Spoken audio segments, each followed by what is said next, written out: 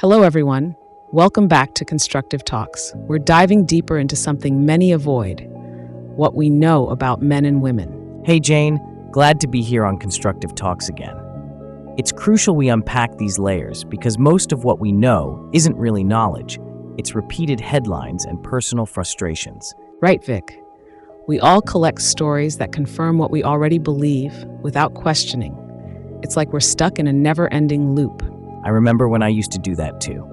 One bad story about a woman made me think I couldn't trust any of them. It was so unfair and barbaric. That's the trap. Mistrust before even meeting someone. Labels define us first, and then we see each other through those lenses rather than as individuals. That makes no sense at all.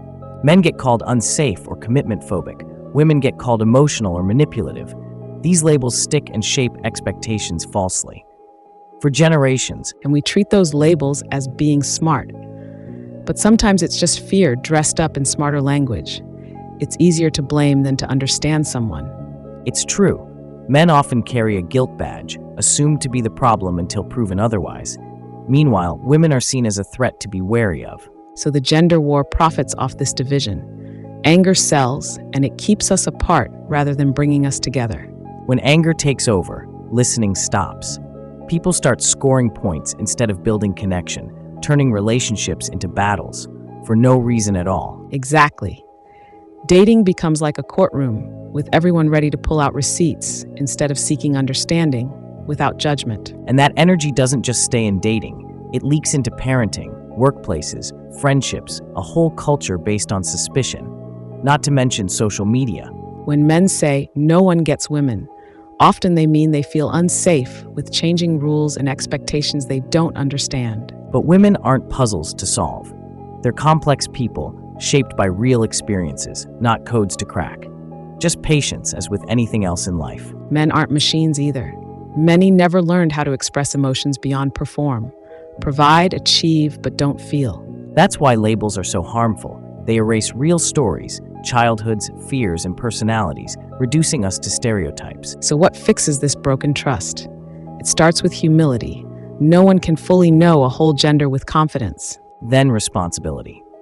Culture shapes us, but we choose what to repeat and feed our culturally conditioned minds. High-quality conduct, not perfection, but what we model when no one's watching matters deeply. Because kids absorb everything, not just what we say to them, but what they see and hear around them. The big question is, are we teaching empathy and leadership or suspicion and survival games? When parents say men are nothing or women can't be trusted, that sets a harsh starting point for kids. And then kids grow up seeking people who confirm their fears, perpetuating the cycle.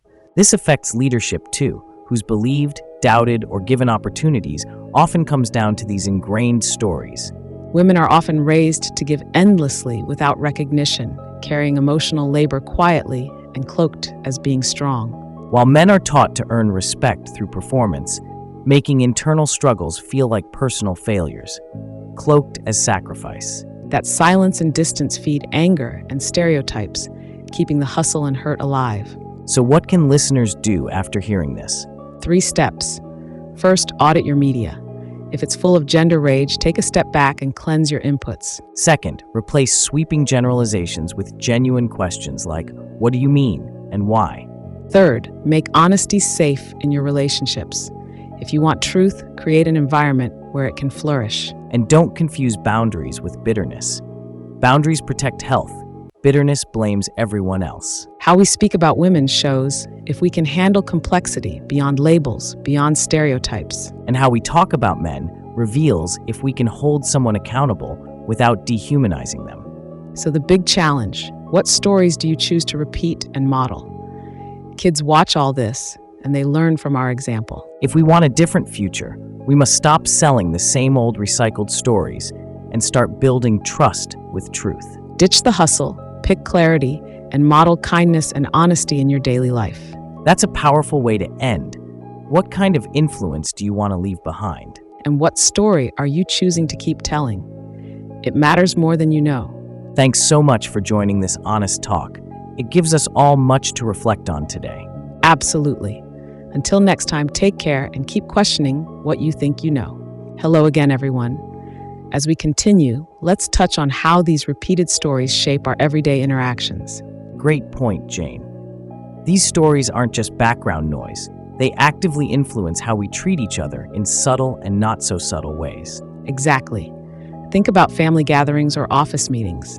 Sometimes people joke or make comments that reinforce these stereotypes without realizing the damage. Right? Like saying, men are from Mars, women are from Venus, as if that explains everything. It's a shorthand that shuts down real conversation. And it's exhausting. When you're constantly trying to navigate these preconceived notions, it drains your energy to just be yourself. I've noticed that too. People start acting in ways that fit the stereotype because they feel boxed in. It becomes a self-fulfilling prophecy. That's a trap we all need to break free from. It starts with awareness, recognizing when we're falling into these patterns. And then courage to question our own assumptions and the stories we've been told since childhood. Let's also talk about how social media amplifies this. The algorithms often push the most sensational or divisive content because it drives engagement. Absolutely. If a post makes you angry or defensive, it's more likely to spread. That creates echo chambers where people only hear what reinforces their views, which makes it harder to find common ground or empathy. Instead, we get entrenched in us versus them mentalities. Breaking out of that requires intentional effort, curating what we consume, seeking diverse perspectives, and slowing down to really listen. And that listening is key. It's more than just hearing words. It's trying to understand the experiences and feelings behind them. When we do that, we start seeing people instead of labels. It changes the whole dynamic of relationship. We also have to remember that gender is just one part of identity.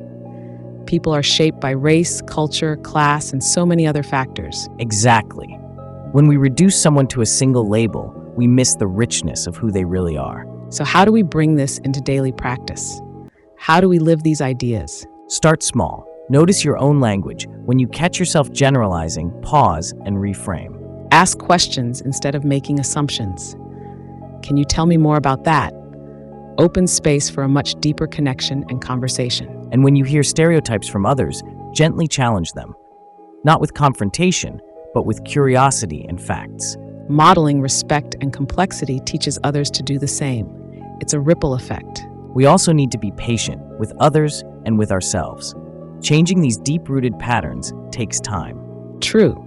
And it's okay to make mistakes as long as we keep learning and growing. Before we wrap up, let's remind listeners that every small step toward empathy and understanding counts. Absolutely. The world we want starts with the choices we make every day in how we think, speak, and act. So let's commit to breaking the cycle of suspicion and stereotypes and building bridges instead. Thank you all for staying with Constructive Talks on this important conversation.